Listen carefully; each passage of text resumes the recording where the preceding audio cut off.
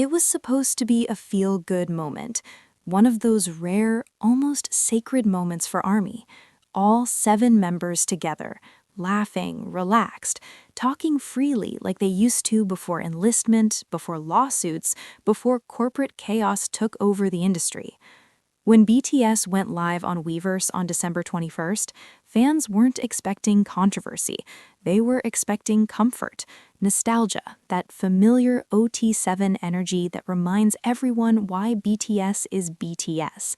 For 45 minutes, the members talked about recording music, spending time together, and their plans toward the end of the year. It felt warm, safe, almost normal again. And then RM said one sentence. Just one. I wish our company would show us more care. At first, it sounded harmless, almost soft. The members laughed. Some questioned him jokingly. RM himself quickly added that he doesn't usually say things like this, and then followed up with something even more vulnerable, that he wished the company would hold them a bit more closely. No shouting, no accusations, no exposed secrets, just honesty. But in Korea's online space, honesty can be dangerous. Within hours, that short clip broke free from the live stream and spread like wildfire across Korean community sites, especially the coup. And once it landed there, the tone changed instantly. What international fans saw as vulnerability, many Korean netizens saw as entitlement. What ARMY heard as frustration, others heard as disrespect. The backlash was brutal. Comments flooded in, not aimed at HYBE, but directly at RM. So what are we supposed to do? Seriously, LOL. This is disrespectful to fans. Don't re-sign next time, just leave together. How much more is the company supposed to hold them? They even stuck by drunk driving and full-body tattoos. Aren't they a group the company completely made? Then just leave HYBE, seriously. Some comments went even further, crediting HYBE entirely for BTS's success, claiming viral marketing, chart manipulation, and corporate protection were the real reasons BTS reached the top. Others argued that HYBE shielded BTS through every scandal, every controversy, and every career risk, implying that RM had no right to ask for more care. And here's where the conversation gets uncomfortable, because this isn't really about one sentence. This is about power, loyalty, and who people think owns success. In Korean entertainment culture, idols are still often expected to be grateful, quiet, and obedient, especially when they've reached the top. Criticism, even mild, is seen as biting the hand that fed you, and RM, as the leader of BTS, saying this publicly during a fan broadcast crossed an invisible line for many people.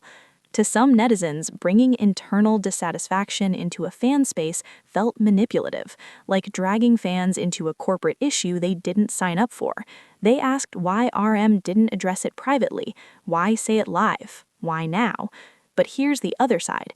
International fans didn't hear entitlement, they heard exhaustion. Global armies quickly pushed back, pointing out years of questionable management decisions, inconsistent promotion, delayed schedules, and what many feel is a lack of emotional and artistic support for the members, especially during and after enlistment. To them, RM didn't sound ungrateful. He sounded human, a leader who's carried a group, a brand, and an entire generation on his shoulders for over a decade. Someone who has always been articulate, careful, and politically aware, choosing his words with precision, which is why many fans believe this wasn't a slip. It was intentional, measured, and restrained. And context matters. BTS is currently on the edge of a new era. Their long-awaited full group comeback is reportedly planned for March 2026. Expectations are massive. Pressure is even bigger. The industry has changed. HYBE has expanded aggressively. New groups, new markets, new priorities. And somewhere in all of that, fans worry that BTS, the foundation of the entire empire, is no longer being treated like the core. So when RM says he wants the company to hold them a bit more closely, some hear complaint, others hear a warning, a reminder that even global icons need support, not just contracts. What makes this situation explode even more is the divide between Korean and international reactions. It exposes a long-standing fracture in how idols are perceived depending on cultural context. In Korea, idols are products of the system. Globally, they're artists who outgrew it. And RM stands right in the middle of that tension.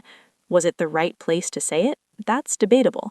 Was it disrespectful? That depends on who you think success belongs to, the company or the people who bled for it.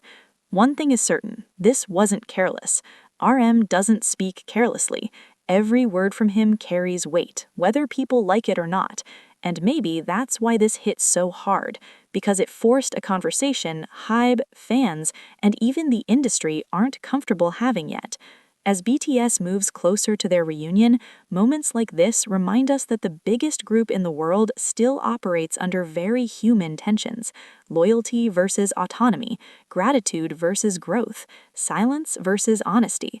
And whether you agree with RM or not, the reaction proves one thing: BTS still has the power to shake the industry with just one sentence.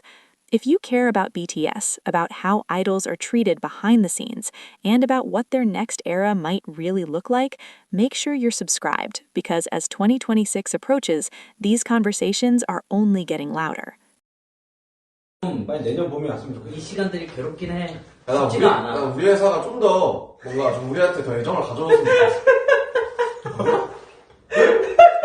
아니 왜? 어떠한 이유지? 나 이런 말 잘 안 하잖아. 어떠한 이유지? 왜? 애정, 애정이 없나? 회사가? 아니 뭐 열심히 뭐 해주잖아. 아니 모르겠어요. 그냥 좀 더 우리를 좀 더 좀 보살펴 좀 보듬어 줬으면 좋겠어.